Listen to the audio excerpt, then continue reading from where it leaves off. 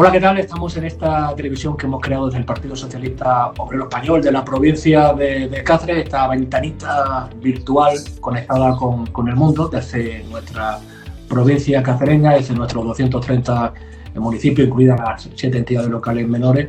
Queremos acercarnos a su realidad a través de temas que nos parecen que pueden ser de interés y con personas que también consideramos que lo son. Hoy tenemos con nosotros a una mujer, ella es Esther Gutiérrez, que ella es la consejera de Educación y Empleo de la Junta de Extremadura. Esther, bienvenida.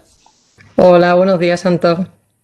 Pues vamos a hablar de tus competencias dentro de una consejería, pues de las importantes, ¿no? Bueno, todas son importantes, ¿no? Pero hablar de educación y hablar de empleo es hablar de las cosas de comer, ¿no? Es de las cosas más importantes, ¿no? Que se pueden desarrollar en el ámbito público, en el ámbito político, en una comunidad autónoma, en una provincia o en cualquiera de nuestros municipios. Esther, menudo añito, menudos últimos 12 o 13 o 14 meses que llevamos con esto de la pandemia y sin lugar a dudas en tu faceta como consejera y en el ámbito, en este caso, de lo que vamos a hablar hoy, que es de la educación, un curso escolar que se tuvo que ver interrumpido y un curso escolar que comenzó en una situación completamente diferente a como han sido los cursos en años anteriores, ¿no? Por lo tanto, hay una valoración, un balance de cómo has vivido personalmente y como consejera esta nueva situación que el COVID nos ha traído a los centros escolares, a los centros educativos de Extremadura, en especial de la provincia de Cáceres, pero bueno, esto puede aplicarse igual en la provincia de Cáceres que en la provincia de Badajoz. ¿Cómo lo has vivido? ¿Qué balance podemos hacer? Bueno, pues la verdad es que ha sido un año de aprendizaje, ¿no? Ante esta pandemia que estamos viviendo, una pandemia desconocida, que sin duda no ha dejado indiferente a nadie, evidentemente en el ámbito de la educación ha tenido una gran repercusión y ahí nos ha forzado a tomar una serie de medidas que antes nunca se habían puesto en marcha, ¿no? Quizás es verdad que la educación necesitaba un revulsivo en cuanto al avance de ciertas metodologías y esto nos ha obligado de alguna manera a poner en marcha metodologías que se venían trabajando desde hacía unos años, pero nunca se habían llevado a la práctica de una forma tan extensa y con tanta oportunidad como ahora, pues cuando la obligación aprieta, no queda otra, ¿no? Empezamos el año con esta situación tan atípica y no estábamos preparados para nada. Hubo que suspender las clases y los alumnos se fueron a sus casas, los docentes también, prácticamente de un día para otro. Y aunque Extremadura es una de las comunidades o la comunidad que más preparada tecnológicamente podíamos decir, aún así tuvimos muchísimas dificultades, sobre todo para aquellos alumnos más vulnerables, con necesidades, para poder llegar a esos hogares que no tenían conexión y que prácticamente tenían ahí, bueno, pues ¿no? Tenían unas dificultades tremendas y tampoco teníamos nosotros la posibilidad de llegar directamente a esos hogares para poder dar una respuesta lo más rápida posible o por lo menos como nos hubiera gustado. Es verdad que todo eso se solucionó a partir del tercer trimestre. Empezamos a trabajar en planes de contingencia, bueno, pues con los propios directores de los centros. Todo el último trimestre estuvimos preparando el inicio de curso y es verdad que el inicio de curso fue totalmente diferente, una planificación concertada con la comunidad educativa, especialmente con los equipos directivos y con los docentes, y todo ese miedo que la comunidad educativa, especialmente los padres, tenían y muchos docentes sobre la seguridad de los centros educativos de cara a la pandemia, pues poco a poco se ha ido ganando esa tranquilidad, se ha ido demostrando que las medidas acordadas fueron las correctas, que los protocolos están teniendo un efecto positivo y que evidentemente los centros educativos son espacios seguros. Es verdad que hemos hecho una fuerte inversión también, pero hay que destacar sobre todo el esfuerzo de la comunidad educativa, principalmente de los equipos directivos, los docentes y el comportamiento ejemplar de los alumnos, ¿no? Te podría decir el esfuerzo que ha hecho la Junta de Extremadura en cuanto a esa inversión que comentaba hace un momento y las medidas que hemos puesto en marcha. Para que os hagáis una sido o más de 60 millones de euros en total, de los cuales ha habido una parte muy importante destinada a personal docente. Solo en personal docente han sido 900 contrataciones más, pero también en personal no docente han sido aproximadamente unos 400 contrataciones más. Ahí se nos ha ido a unos 45 millones de euros. Los servicios complementarios han tenido que doblar rutas de transporte escolar, sobre todo en la provincia de Cáceres, puesto que la ruralidad es mayor. Un fondo COVID para los propios centros para que pudieran comprar papelera, alfombras, geles y todo lo que conllevaba esta pandemia, equipamiento adaptado a las circunstancias para poder tener mesas individuales, sobre todo en secundaria.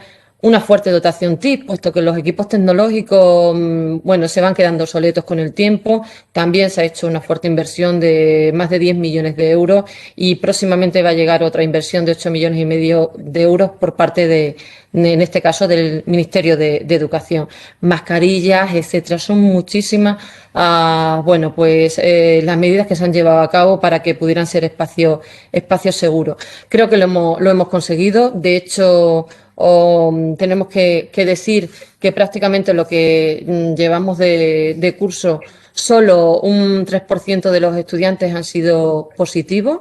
Y tenemos que decir también que hoy en día el 99,9% de los centros están abiertos, solo 0,3% en escenario 3, que significa un escenario de educación a distancia. Y bueno, el 80% de las aulas que se han cerrado hasta el momento prácticamente ha sido siempre de una manera preventiva porque ha habido un positivo y se han tomado estas decisiones siempre con la colaboración de la Autoridad Sanitaria de la región, de la Consejería de Sanidad, y creo que las medidas están siendo efectivas y, por supuesto, se está demostrando que los centros educativos son espacios seguros. De momento...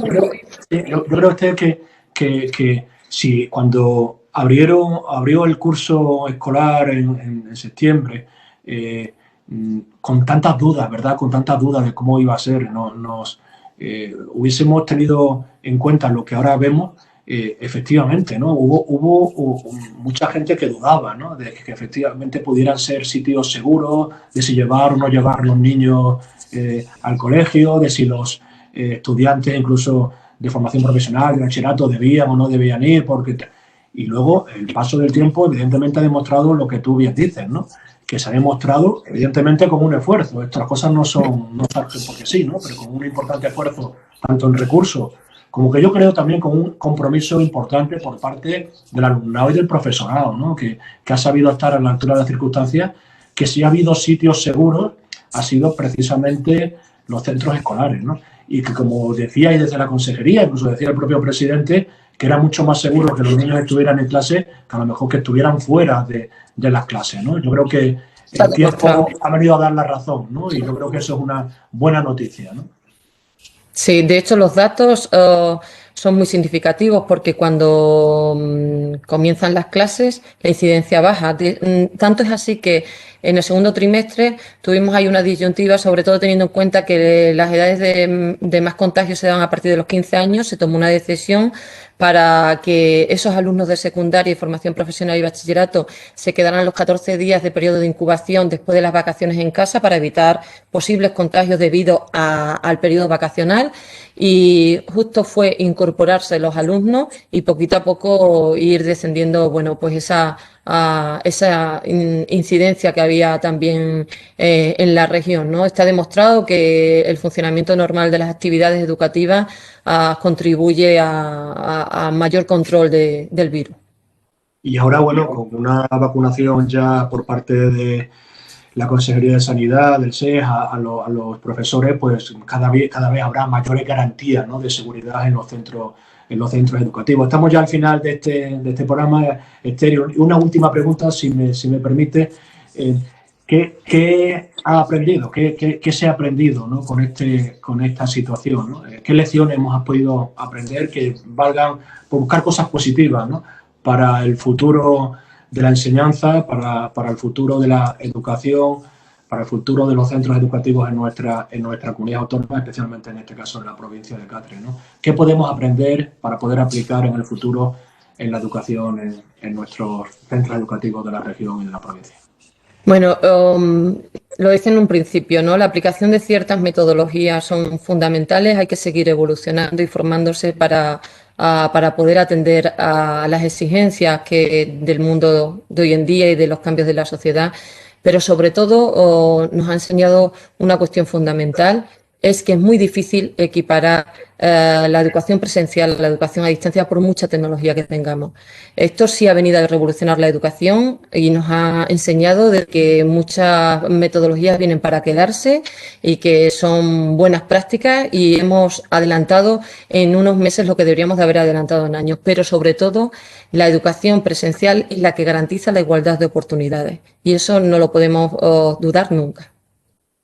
Pues muchísimas gracias, Esther. Evidentemente, la educación es uno de los temas fundamentales, de los pilares básicos de cualquier sociedad, y yo creo que la consejería, que el sistema educativo extremeño ha demostrado mucha madurez, ha demostrado que sabe hacer las cosas bien, y ahí están las cifras que has dado de incidencia del COVID y de no perder, ¿no?, la esperanza de que esa presencialidad ha dado pie a que la gente siga teniendo una calidad de enseñanza como realmente se merece. Pues nada, muchísimas gracias y a seguir trabajando por la educación en Extremadura y los pueblos de la provincia de Cáceres. Muchas gracias. Gracias, Antonio.